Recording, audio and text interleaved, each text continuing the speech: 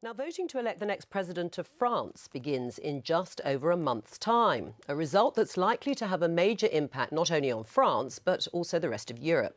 Last night saw the first TV debate between the main contenders, and it focused on the economy, terrorism and immigration. Let's take a look. Le grand débat de la présidentielle 2017.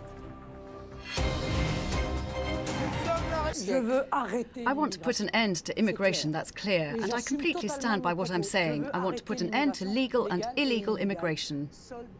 What do you think of the burkini? I've said it very clearly. It has nothing to do with secularism. The trap you're falling into, Mrs. Le Pen, with your provocations, is to divide society, to make the more than 4 million French people whose religion is Islam and the great majority who are not into communitarianism but who live in our republic, is to make them enemies of the republic. I may have committed some errors, I have faults, who doesn't, but I have experience. The classic divide, the traditional parties, those who have for decades failed to solve yesterday's problems, won't be able to do it tomorrow either. So excerpts of a very long debate last night. We're joined now by Bénédicte Paviot. She's the UK correspondent for France 24. Who won?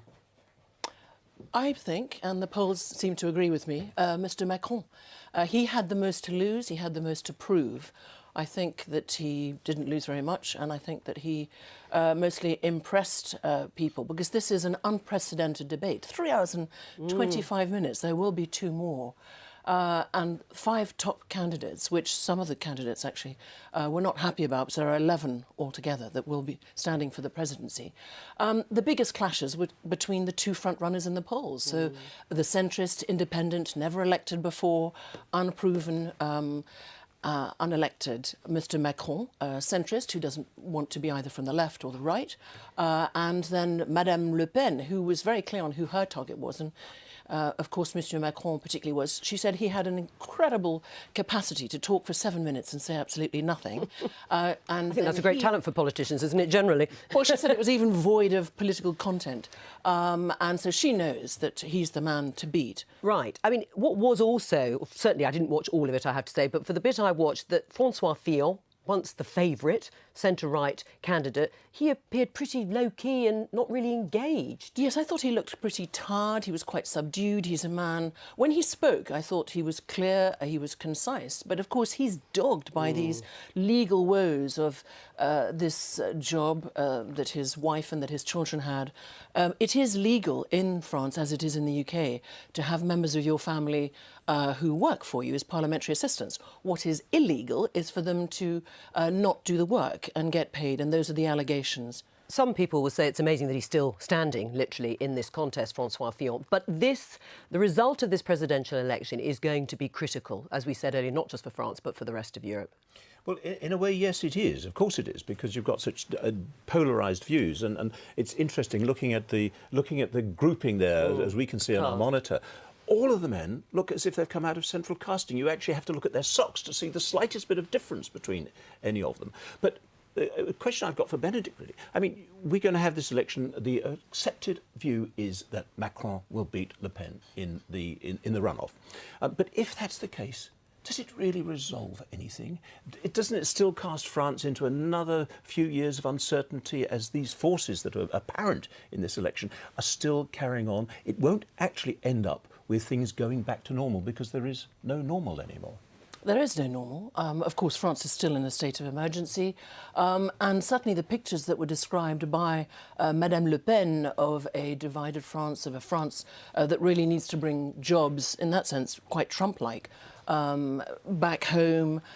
She obviously wants a Frexit.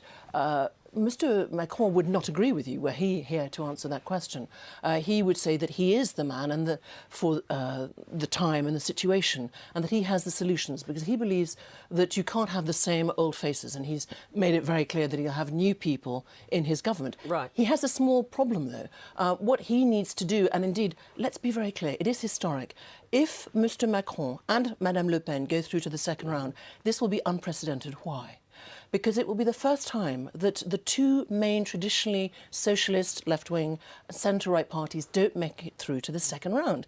And if Mr. Macron does become the next president at the young age, by French standards, of 39 years old, and an unelected man, he'll need a majority in the parliamentary elections that follow just afterwards. But he will have proven that for the first time ever in France, a centrist can win. That will be unprecedented. It's always left or right. Just briefly, April the 23rd is the first round, and then the second round, the final runoff, is 7th of May. Is the 7th of May. Sunday in France. Always. And just very briefly too, if it is Madame Le Pen and Emmanuel Macron, the difficulty for him, I presume, is he has to attract voters from the other parties. She has a solid vote behind her, doesn't she? I mean, they're not going to waver now.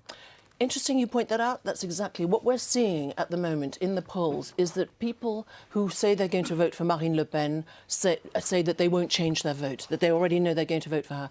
The problem for Mr. Macron, trying to really bring, work a new thorough, plough this new thorough, his vote is much more of a wavering vote. So when it comes to it, that second round, will the traditional sort of holding your nose and voting, as happened with Marine Le Pen's father, be that, OK, the socialists think, OK, he's not ideal, but he's better than Madame Le Pen, results on the night of the 7th of May. OK, Benedict Pavillot, thank you. You didn't frankly have the balls to put country before party.